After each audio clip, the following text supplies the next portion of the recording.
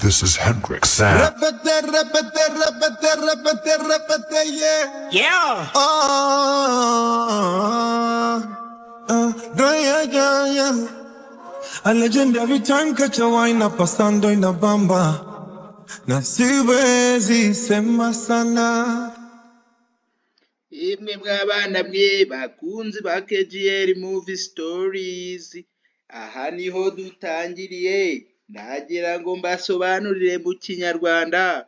Ushobora kuba warakunze iyi ndirimbo ariko ukaba utaramenye ikisobanura, yemwe mw'abana mwe.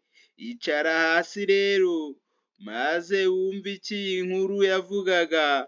Iyi nkuru yanditse muri iyi ndirimbo. Reka tugende ijambo ku rindi. Iyi ndirimbo irarangira yose umenye mu Kinyarwanda ikivuga, maze ubutaha ujye uyiceza cyangwa se ujye unyeganyega wumva icyo bisobanura.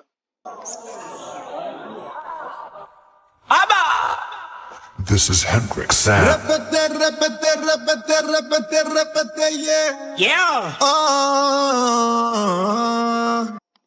Aho umuhanzi utangira ni umwe bita Byene wahoze muri Sauti Sol. Ahangaha aratangira nk'ibisanzwe nk'uko mubyumva avuga ati repete repete. Aho ndagira ngo ni nk'ibisanzwe byo mu Kinyarwanda ari ugusubiramo. Akarangiza akavuga ati reka twumve ukuntu yahise akomeza avuga. Yeah.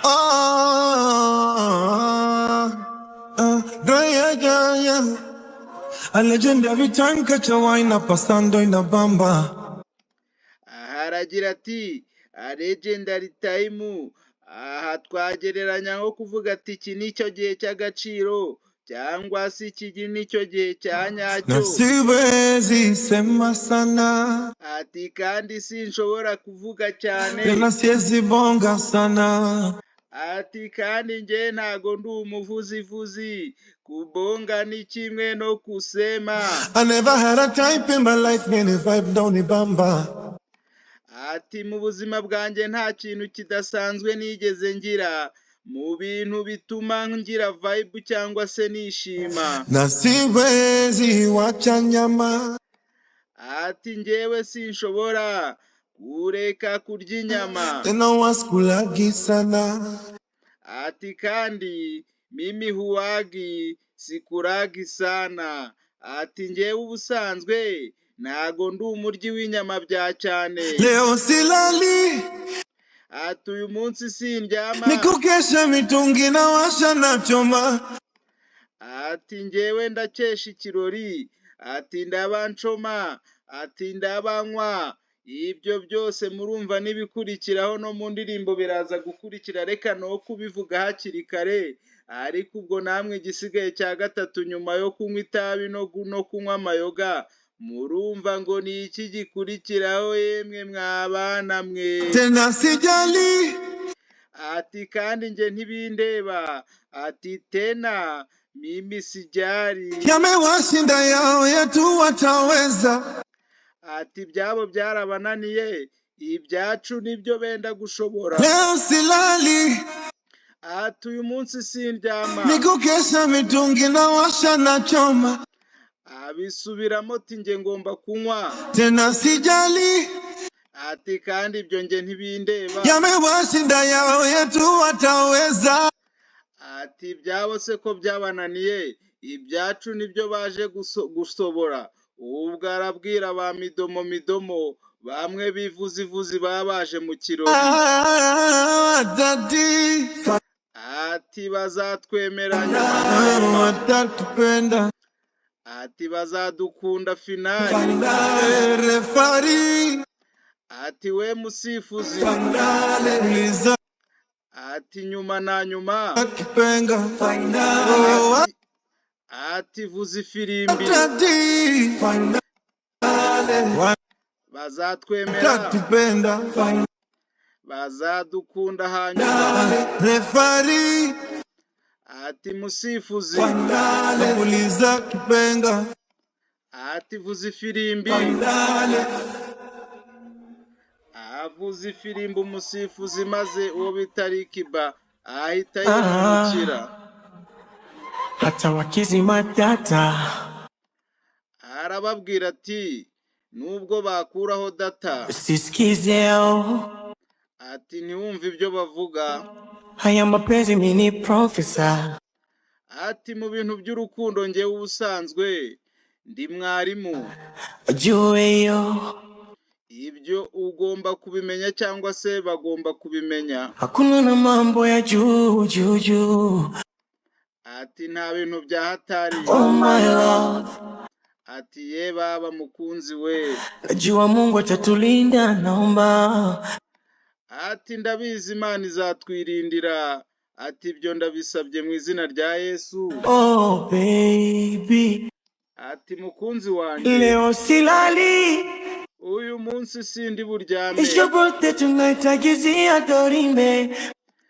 Ati ni isabukuru yawe y'amavuko, tumiza cyangwa se odaringa icyo ushaka. Biliali, Ati biri cyangwa se fagitire ni ya ari. hakikisha hiyo bila sipewe mwingine. Ati ucunge neza kandi mukunzi, iyo biri cyangwa se irwo rupapuro rwanditseho amafaranga uri bwishyure utaruha uwundi cyangwa se rugahabwa uwundi. Leo silali, Ati uyu munsi mukunzi, it's your birthday tonight, agizia dorime.